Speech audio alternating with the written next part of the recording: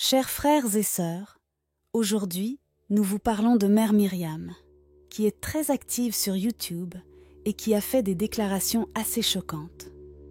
Ces jours-ci, il a enflammé la toile, commençant par critiquer durement l'islam et allant jusqu'à considérer comme hérétiques certaines décisions du pape François.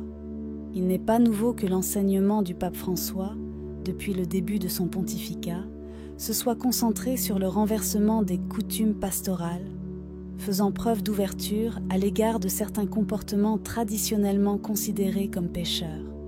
Cela divise l'Église au sein de l'Église et le débat public semble très polarisé vers une idéologie ou une autre. Dans le cas de Mère Myriam, nous analyserons aujourd'hui ces déclarations, qui reflètent de manière impartiale les pensées de nombreux croyants. Mère Myriam de l'Agneau de Dieu, comme on l'appelle aujourd'hui, est une figure bien connue du monde catholique. Née et élevée dans une famille juive à Brooklyn, New York, elle a embrassé Jésus comme le Messie du peuple juif dans sa vie d'adulte. Lors de la fête de la Nativité de la Bienheureuse Vierge Marie, le Honer septembre, Madsongheger Edward Slattery a reçu les vœux triennaux de Mère Rosalinde, a approuvé son nom dans la religion en tant que Mère Myriam de l'Agneau de Dieu et a décrété que les filles de Marie, Mère de l'Espoir d'Israël, étaient une association publique de fidèles. Mère Myriam est maintenant la prieure de sa première maison au nord-est de Tulsa, connue sous le nom de prieuré de Notre-Dame de Guadalupe. Le débat se concentre sur certaines déclarations du pape François, comme celle du mois d'août à Lisbonne, aux filles et aux garçons des JMJ. Mes amis, je veux être claire avec vous. Dans l'Église, il y a de la place pour tout le monde. Inutile. Personne n'est superflu. Il y a de la place pour tout le monde. Tout comme nous. Tout le monde, tout le monde, tout le monde. Ces déclarations sont cohérentes avec l'enseignement de François, qui, dès le début de son pontificat, s'est attaché à renverser les coutumes pastorales, même si l'Église catholique, et en particulier l'ancien Saint-Office, ne l'avait jamais dit explicitement noir sur blanc. Et c'était évidemment nécessaire, s'il y a encore des doutes parmi les évêques et les prêtres, un peu comme lorsque le cardinal Jorge Mario Bergoglio de l'époque réprimandait à Buenos Aires les prêtres qui refusaient de baptiser les enfants de mères célibataires.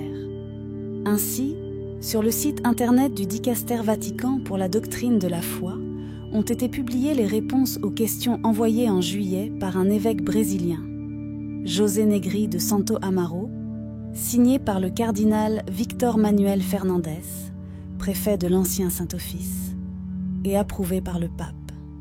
Une personne transgenre, qui a également subi un traitement hormonal et une opération de changement de sexe, peut-on lire, peut être baptisée dans les mêmes conditions que les autres fidèles, sauf s'il existe des situations dans lesquelles il existe un risque de scandale public ou de désorientation. Les fidèles. En réponse à ces déclarations, Mère Myriam dit « Le Christ a établi son Église pour tous les hommes, pour tous les temps, pour le salut de tous. Il n'y a pas de salut en dehors du Christ et de son Église une, sainte, catholique et apostolique. C'est une doctrine infaillible de l'Église. Et chers amis, pourquoi Madsongheger Strickland insiste-t-il encore et encore sur ce point? Parce que notre Saint-Père enseigne que Dieu a voulu de nombreuses religions et que n'importe qui peut être sauvé. Il n'est pas nécessaire d'être catholique. C'est une hérésie totale. Cependant, Madsongheger Strickland déclare, tout comme le catéchisme de l'Église catholique, cette déclaration ne fait pas référence à ceux qui, sans que ce soit leur faute, ne connaissent pas le Christ et son Église.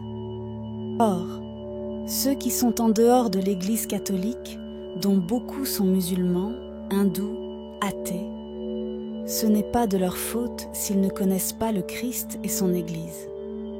Mais c'est une faute et un péché grave et très grave de notre Saint-Père, le pape Benoît XVI, de ne pas prêcher la voie du salut et de dire seulement qu'il faut une communauté. C'est diabolique.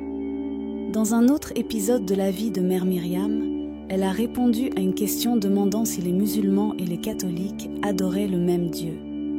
Dit: Nous avons un email de Tim Tim indiquant que le pape Saint Jean-Paul II semblait suggérer à de nombreuses reprises que chrétiens et musulmans adoraient le même Dieu, le Dieu d'Abraham, le Créateur et le juge miséricordieux de tous.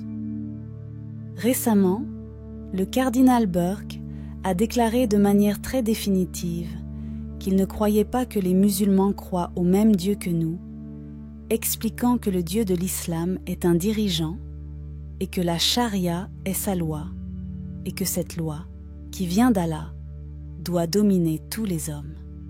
Enfin, le cardinal semble contredire ce que le Concile Vatican II a déclaré sur la relation entre le christianisme et l'islam. Pour moi, si nous adorions vraiment le même Dieu, il serait acceptable pour nous d'adorer dans une mosquée et pour un musulman d'adorer dans une église catholique. C'est déroutant. J'aimerais connaître votre opinion sur tout cela. Mon opinion sur tout cela coïncide avec la position de l'Église. Le Concile Vatican II a semé beaucoup de confusion et quelques fausses doctrines. J'aime absolument le pape Saint Jean-Paul II, qui est probablement le pape le plus œcuménique de l'histoire, car il a voulu unir tout le monde dans la vraie foi. Mais le véritable but de l'œcuménisme n'est pas d'unir les gens sans avoir la même vérité, car l'unité fondée sur des vérités différentes serait faux. Le véritable objectif de l'œcuménisme est de respecter suffisamment les autres pour essayer de comprendre ce qu'ils croient et d'accepter la vérité, quelle qu'elle soit, de ce qu'ils croient, en les rapprochant le plus possible de la plénitude de la vérité dans l'Église catholique. Chers frères et sœurs dans la foi, en ces temps complexes où les opinions et les positions peuvent souvent diviser et provoquer des tensions, nous souhaitons attirer l'attention sur un principe important que notre foi nous enseigne: l'amour et la modération dans le dialogue. Notre foi chrétienne nous enseigne à suivre l'exemple de Jésus-Christ, qui a enseigné l'amour, la compassion et la miséricorde. En tant que chrétiens, nous sommes appelés à traiter les autres avec gentillesse et respect, même lorsque nous sommes en désaccord sur des questions importantes. Cela ne signifie pas que nous devons abandonner nos convictions, mais plutôt que nous devons nous efforcer de communiquer avec amour, d'écouter avec patience et de rechercher des points de convergence. En particulier, lorsque nous participons à des discussions en ligne ou à toute autre forme de dialogue, nous devons être conscients des mots que nous utilisons et du ton que nous adoptons. L'anonymat et la distance virtuelle peuvent nous amener à nous exprimer de manière plus impulsive ou plus forte que nous ne le ferions en personne. Mais nous devons toujours nous rappeler qu'il y a une personne de l'autre côté de l'écran, une personne créée par Dieu et aimée de lui. Nous vous invitons donc à faire preuve de modération dans vos commentaires. Avant de répondre ou de commenter cette vidéo, prenez un moment pour réfléchir et prier. Demandez à Dieu la sagesse et la patience pour communiquer avec amour et respect. Évitez les insultes, les propos durs ou les jugements hâtifs. Essayez plutôt de trouver un terrain d'entente. Partagez vos opinions avec gentillesse et écoutez avec un cœur ouvert. Enfin, nous voulons conclure par une prière. Dieu miséricordieux, nous te demandons de nous guider dans notre communication avec les autres.